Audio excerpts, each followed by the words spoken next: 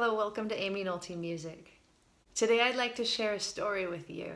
The story happened a few years ago, 3 or 4 years ago, and it involves a great aunt of mine, Aunt Janet. Aunt Janet lived in New York my whole growing up. So I grew up in Northern California, and Aunt Janet lived in Tuxedo Park, New York. And I only saw her a couple times growing up, maybe once actually. But her sister, who is my mom's mom, that's my grandma, helped my parents pay for piano lessons for me when I was small and when my parents couldn't quite make it, And she had always had a vested interest in music for me. So did my grandpa. I've talked about my grandparents before. I was actually talking about my other set of grandparents. So anyway, whenever I would learn a piece that my grandma particularly enjoyed, usually pieces like Memory from Cats or Send in the Clowns or anything that was a little bit, Broadway-y and showy or something, she would ask me to make a cassette. She'd come over and help me, and then she would send my recording to her sister Janet because Janet loved music as well. I didn't really get to know Janet and her husband John until my husband and I moved to New York City in 1999. So we went out there and stayed with them for a little while, while we looked for a place to live and everything, and we kind of got to know them. Anyway, so a few years ago, my Aunt Janet had a stroke, and my mom said, "Amy, do you think we could take just a few days and go out to New York and see Aunt Janet one more time together?" So it was hard because, I've got 4 kids and everything, but we made some time and took a little trip together. And it was on that trip that I became reminded of something that I've been reminded of, many times playing music ever since I was small, but maybe the most powerful time happened on this trip with my Aunt Janet. So we got there to her home where she was living, this rest home, and we met her daughters. Now, those were my mom's cousins that she hadn't seen since she was small, like a teenager.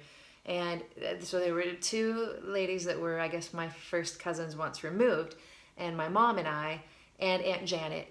And the 5 of us went outside and we visited for a long time, and we got to know each other, and we were just really happy together and giggly, and we just felt like family, even though we didn't know each other that well. But it was great. And even though my Aunt Janet could no longer speak, she had this light in her eyes, and you knew that she kind of understood what we were saying, and she could, she couldn't really even move her face, and she had use of one of her arms.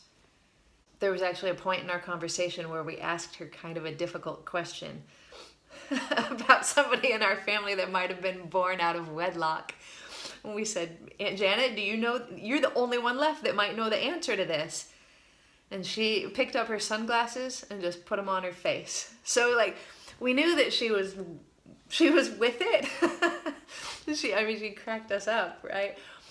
We knew that she still was there. She just couldn't show us that she was there all the way, Anyway, after we had finished talking, we decided that we would go back inside of her home, and in the lobby there was a piano. And it was kind of nice, grand piano, a little out of tune. But we came in, her husband met us there, and we sat down, and the idea was that I could start playing some of Aunt Janet's favorite songs, so that really for the first time in her life, she would hear me play from something that wasn't a cassette when I was 7. And we could just have a nice time playing some music together. But what ended up happening was, as soon as I sat down and started noodling a little bit, it must have been right after dinner or something. I don't know what happened, but everybody came. So all these wheelchairs just pulled up around the piano, and all of a sudden I had an audience that I hadn't planned on. So my cousin said, "Why don't you take some requests?" And the first thing that happened was unpredictable. I kind of thought, they would request something like Stardust or maybe Sentimental Journey or something like that. But a very elderly person raised their hand and said, "Could you play Yesterday by the Beatles?" Now, this is something that, I've been thinking of for years and years, that soon when I play at rest homes, the elderly people aren't gonna be requesting these old big band standards anymore and torch songs and stuff. The old people are gonna be the people who liked Elvis and the Beatles, and I mean they already are. So, not you're not old, but we're all getting there. Someday I'm gonna be in a rest home requesting Nirvana, I think. Please, can you play All Apologies? It's dear to me.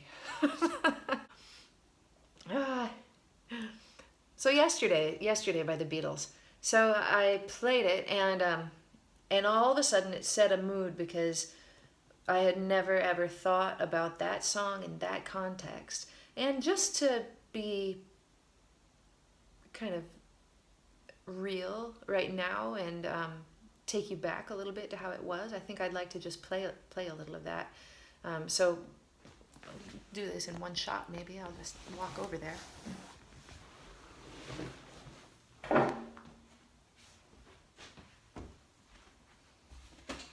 And it's a little fitting that my piano's out of tune because that piano was out of tune as well that day.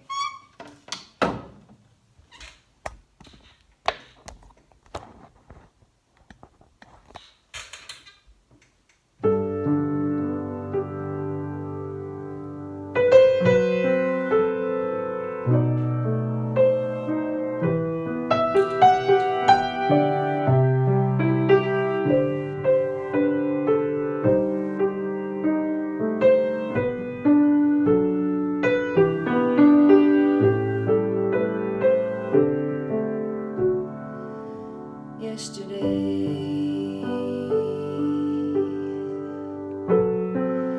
all my troubles seem so far away. Now it looks as though they're here to stay. Oh, I believe in yesterday. Suddenly, I'm not half the man I used to be. There's a shadow hanging over me.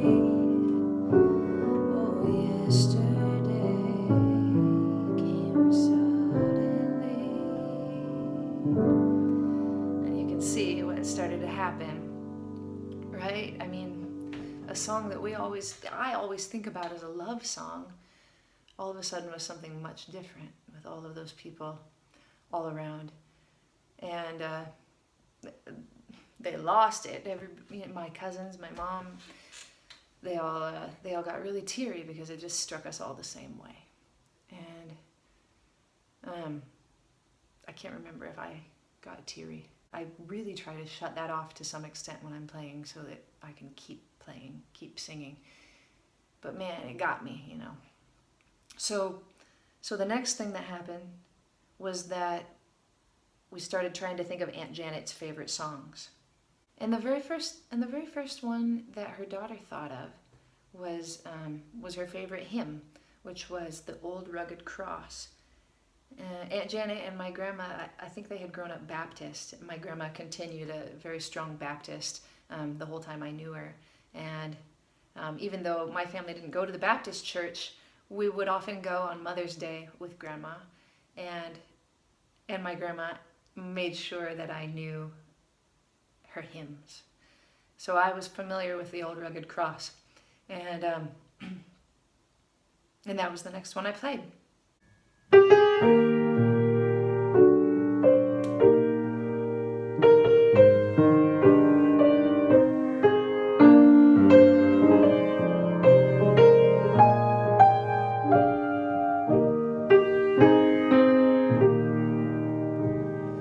On a hill far away stood the old rugged cross, the emblem of suffering and shame.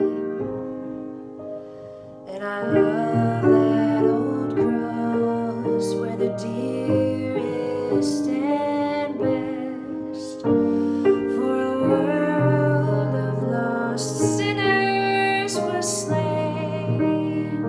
And I remember that about at this point I looked over at my Aunt Janet, who was just next to me in her wheelchair. And I saw a tear start to run down her face. And I saw her mouth the words, "Sinners was slain." And I kept looking at her, and I played the next part of the song. And all eyes were on Aunt Janet as she sang with me. So I'll cherish the old rugged cross till my trophies at last I lay down. I will cling to the old rugged cross and exchange it someday for a crown. Full voice, Aunt Janet, and it didn't stop. I kept playing. I had all the lyrics in front of me, like on a phone, and I just kept going, and it was like this moment in time that just made time like stop, because all of a sudden she was somebody that she hadn't been ever since her stroke, and she hadn't spoken a word, you know? She could only move one side of her body, and these words to this hymn were all in her head, and she sang them all, and her daughters wept. And her husband was touched. And it slayed me. Oh, it was so special. And, whatever your spiritual kind of beliefs are,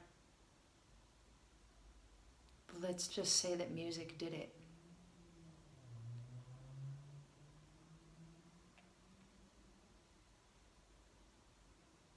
I know there are amazing videos, I've seen them on the internet, of the way that people who have had strokes or have Alzheimer's, somehow that part of their brain can retain those things, the melody, the lyric, the sound, the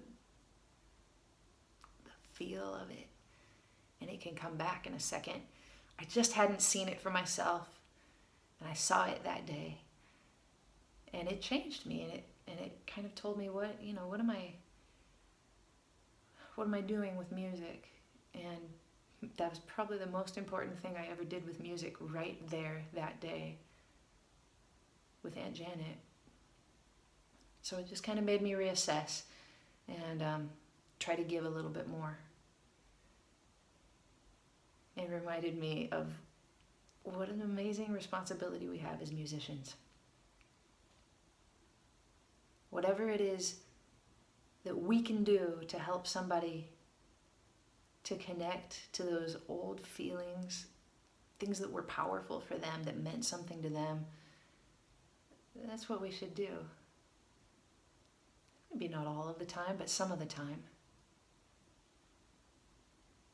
And often as often as we can. I was thankful to be able to do that day, and I'm thankful to be able to share it with you now. I feel like I can. I feel like you guys are starting to know me, and why not go a little deeper? Thank you so much for watching and for listening to my story about my Aunt Janet and my mom, my cousins, her husband, all those people in that rest home that day. I'll see you next time.